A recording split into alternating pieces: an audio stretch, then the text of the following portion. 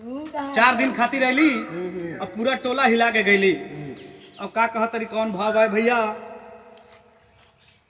दर्द दिल के बढ़ा के गई, दर्द दिल के बढ़ा के गई, आइल ही तई में 4 दिन खातिर बाकी हल्फा मचा के गई।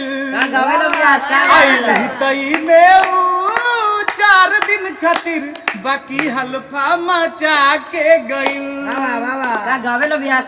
घूमे खातिर आईली एक दिन हमारा घरे, हंसी हंसी बात हम चला गली वो करे, हंसी हंसी बात हम चला गली वो करे, तो रोग ऐसन लगा के गई, हो रोग ऐसन लगा के गई। में 4 दिन खातिर बाकी हल्फा मचा के गई, बाकी हल्फा मचा के गई। गाँव के एगो भैया के साली रहस, गाँव के सुखड़िया के रहे उस साली, देखे में भोला बाकी बड़की खिलाड़ी, देखे में भोला बाकी बड़की खिलाड़ी।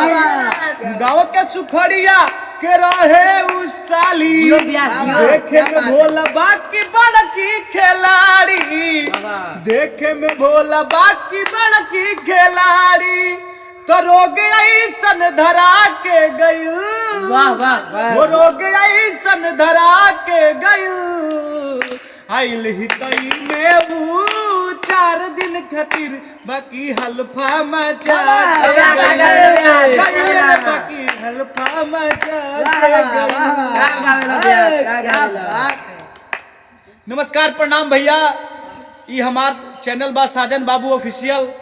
आशा ना पूर्ण विश्वास पर बोलों के गाना अच्छा लगी तो लाइक कमेंट शेयर देम और हमार चैनल को सब्सक्राइब करम और बेल आइकन के जरूर दबाएं ताकि कोनो भी वीडियो हमनी के जाए तो सबसे पहले रउआ पहुंचे। वीडियो के ज़्यादा से ज़्यादा शेयर करम। बहुत बहुत शुक्रिया भैया।